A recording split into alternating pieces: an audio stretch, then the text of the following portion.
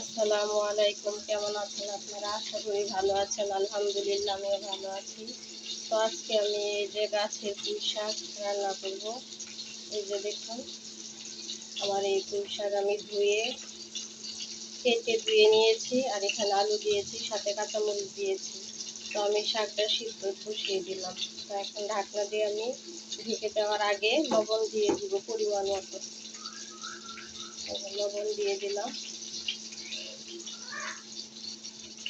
এখন আমি শাকটা ঢাকনা দিয়ে ঢেকে দিব। তো কি অবস্থা আমার শাকের, এই যে শাক সিদ্ধ হচ্ছে। গাছের শাক দেখতে খুব সুন্দর, খেতে খুব ভালো লাগবে। আমি এই যে একটু নাড়িয়ে দিলাম। এখন আমি ঢাকনাটা ঢাকবো না, পানিটা শুকিয়ে যাক। তো আপনারা দেখতে থাকুন ভিডিওটা। তো আমি শাকের জন্য পেঁয়াজ আর রসুন কেটে রেখেছি, আমি বাগার দিব। এখন আর ওদিকে শাকটা সিদ্ধ হচ্ছে। আমার শাকটা সিদ্ধ হয়ে গেছে, পানিও শুকিয়ে গেছে। এখন আমি এটা রসুন পেঁয়াজ দিয়ে একটু বাগার করে নেব।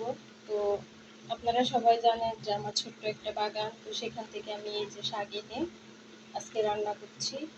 তো আমি আপনাদেরকে বাগানের ভিডিওটা দিব, দেখবেন। আর এই যে এখন আমি শাকটা বাগারে দিয়ে দিব। এখন আমি কড়াই বসিয়ে দিলাম।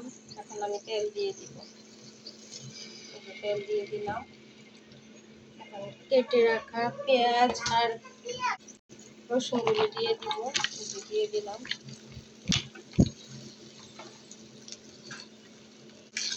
জামা পেস্টটা আমি এখন ভেজে নেব।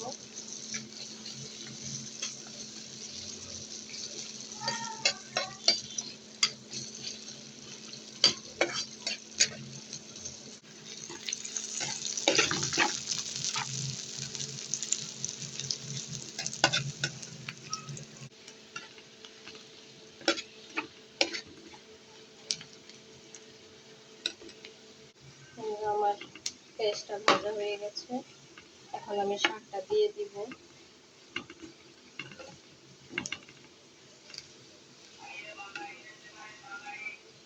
শাকটা দিয়ে দিলাম।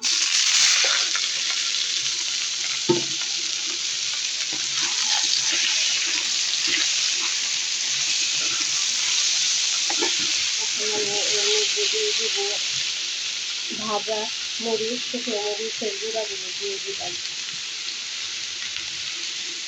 দিয়ে গুঁড়া করে নিয়েছি। তো এটা দিলে একটু ঝাল ঝাল লাগে, শাকটা খেতে খুব ভালো লাগে। কাঁচামরিচও দিয়েছি।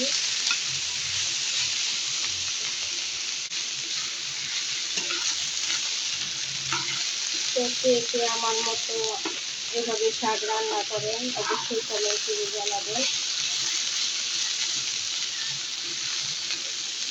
এই শাকটা যেটা গরম ভাত দিয়ে খেলে খুবই একটা ভালো লাগবে, দেখতে খুব সুন্দর হয়েছে।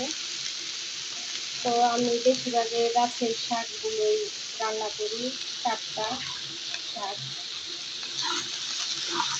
তো আমার ভিডিওটা যদি আপনাদের অবশ্যই ভালো লাগে তো একটা লাইক কমেন্ট শেয়ার করে দেবেন। দেখুন শাকটা কি সুন্দর হয়েছে। তো কে আমার মতো এইভাবে রান্না করেন কমেন্ট করবেন। আমার শাক রান্না করা শেষ। তো কেমন হয়েছে আপনারা কমেন্ট করে জানায়েন। আর যে যেখান থেকে ভিডিওটা দেখছেন সবাইকে ধন্যবাদ। তো আরেকদিন আরেকটা নতুন ভিডিও নিয়ে আসবো। তো সবাই ভালো থাকবেন। আল্লাহ হাফেজ।